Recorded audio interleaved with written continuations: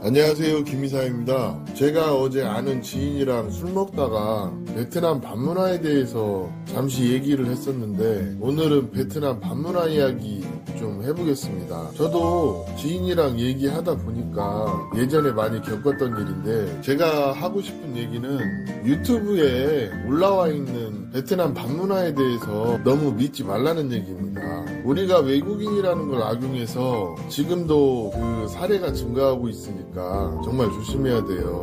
유튜브나 블로그에 홍보하는 얘기 듣고 베트남에 무작정 가면 후구되는 것은 한순간이니까 정말 조심해야 합니다. 보통 보면 같은 한국 사람끼리도 각자 취향이 다르기 때문에 어떤 분들은 다른 동남아 국가보다도 베트남에서 유흥을 즐기는 것이 더 깔끔하고 좋다 이런 분들도 있는데 저 역시 개인적으로 보면 여자 왁구를 좀 중요하게 생각하기 때문에 여행을 하면서 가볍게 즐긴다면 호치민의 가라오케도 괜찮다는 생각이 들긴 합니다. 근데 이런 것은 유흥을 잘 모르는 사람들이 그냥 한번 가보는 것 정도는 괜찮은데 평소 동남아시아 여러 나라를 다니면서 유흥을 즐기러 다니시는 분들 입장에서는 베트남이 그렇게 썩 매력적이라고는 안 하더라고요. 제가 솔직히 잘은 모르지만 태국이나 필리핀 이런 곳에 비해서 유흥이 좋다 이렇게 말할 수는 없을 것 같아요.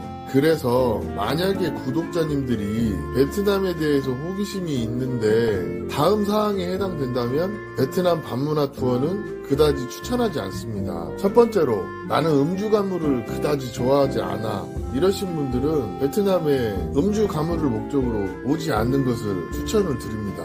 평소에 술과 노래를 좋아하고 가라오케에 가거나 음악과 춤을 좋아해서 클럽을 가는 것은 괜찮지만 오로지 잭스를 목적으로 의무적으로 돈과 시간을 버려가면서 가라오케에서 그 짓을 한다는 것은 제가 생각하기에는 일종의 노동 같아요. 물론 베트남 현지인들이 잭스를 목적으로 이용하는 커피숍을 가장한 떡집도 있긴 하지만 그 떡집을 이용하기 위해서는 기본적으로 베트남에 대한 지식도 어느 정도 있어야 가능합니다. 즉 베트남에서 수업료를 치르고 그만큼 내공이 쌓인 분들은 베트남에서도 고수 소리를 듣고 나름대로 재밌게 즐기시는 분들도 있죠. 그렇지만 그 단계까지 가기 위해서 지출 또한 감수하셔야 되는 것 또한 현실이기도 합니다. 그리고 저도 예전에 베트남에 있었지만 베트남에 살 때 가끔 관광객들에게 현지 정보를 제공해주기도 하거든요. 어쩌다가 이런 정보를 좀 공유를 해주면 여러 커뮤니티에 정말 무분별하게 노출시켜서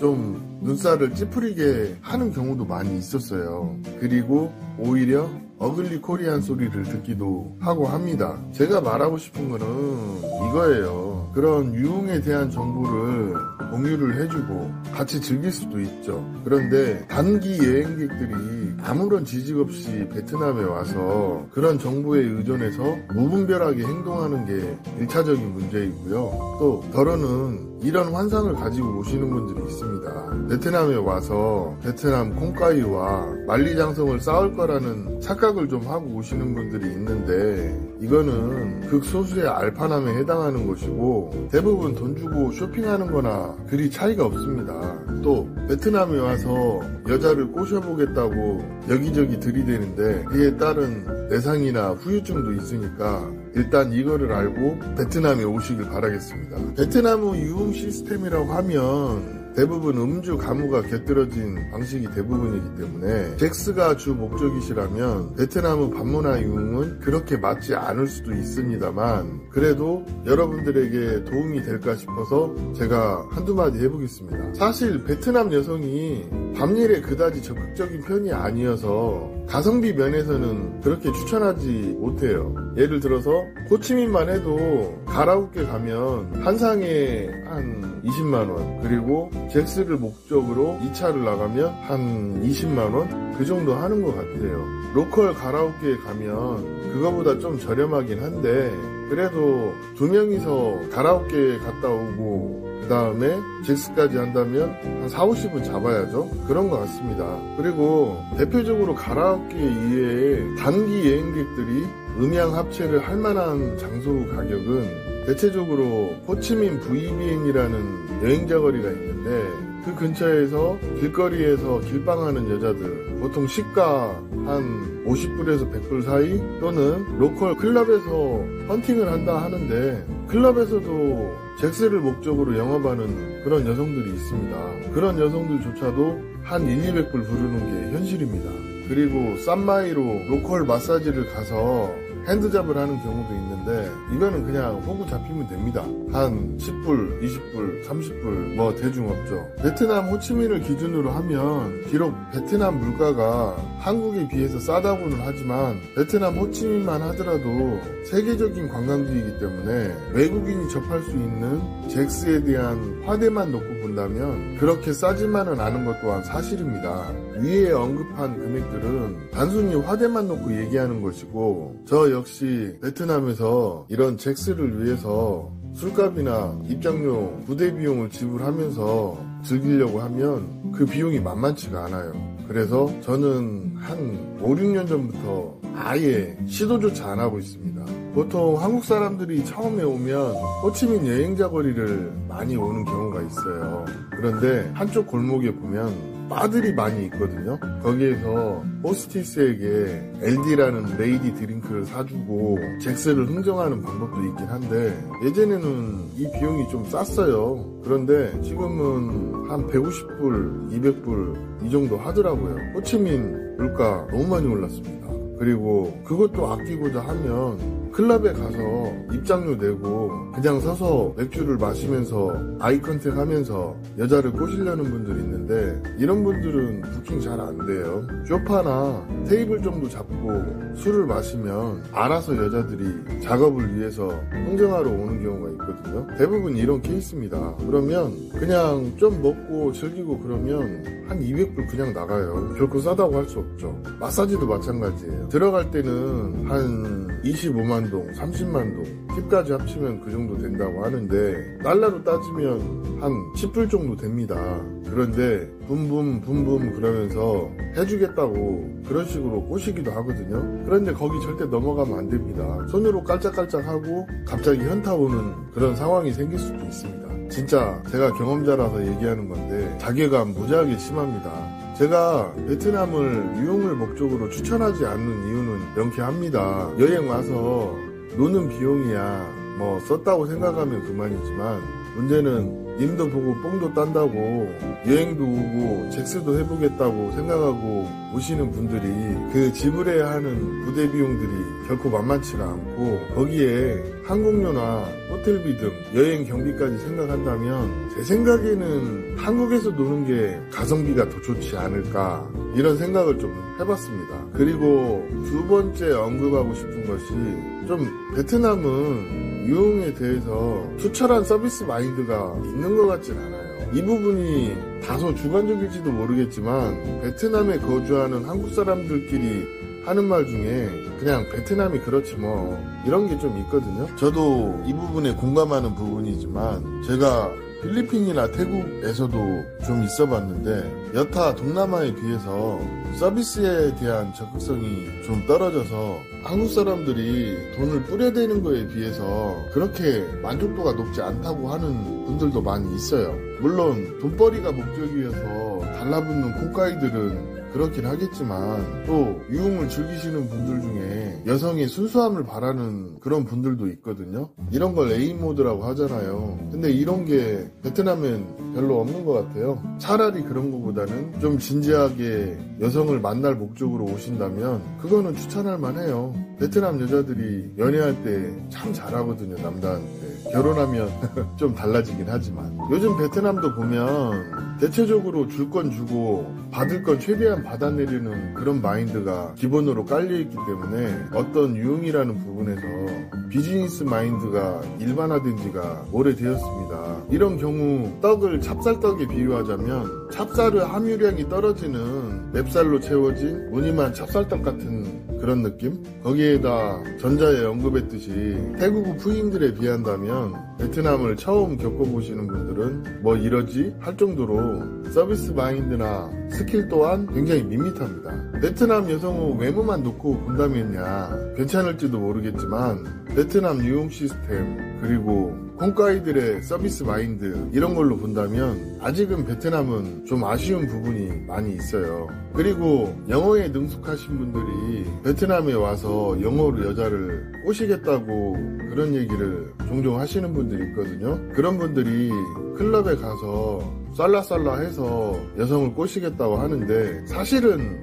베트남 여성들이 영어를 그렇게 잘하지도 않고 영어를 구사한다 하더라도 굉장히 저급하고 알아듣기 어려운 영어를 구사하시는 분들도 많아요. 그래서 저는 영어로 의사소통 한다는 부분에 대해서 좀 회의적인 편입니다.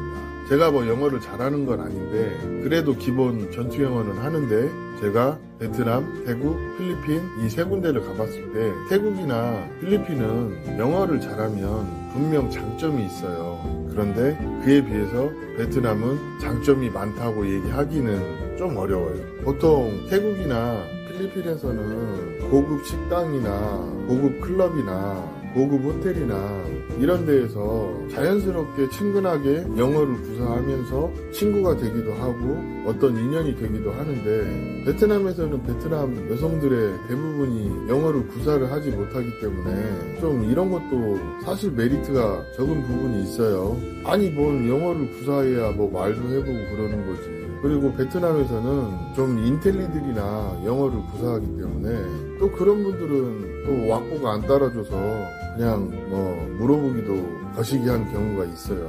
그렇기 때문에 영어로 베트남 호치민에서 소통을 한다? 쉽지 않습니다. 베트남이란 나라가 그래요. 그리고 마지막으로 이 얘기를 한번 해보고 싶어요. 베트남도 팀 문화가 어느 정도는 발달되어 있거든요. 만약에 호치민으로 오신다면 이런 팀 문화가 불편하실 수도 있습니다. 비단 베트남 사람들도 마찬가지입니다. 베트남 부자들은 자국민들에게 팁을 정말 많이 줘요. 그걸로써 계급에 대한 어떤 의식이 있는 것 같기도 하지만 어떤 서비스에 대한 보상으로 팁을 주는 부분이 베트남에서는 흔합니다.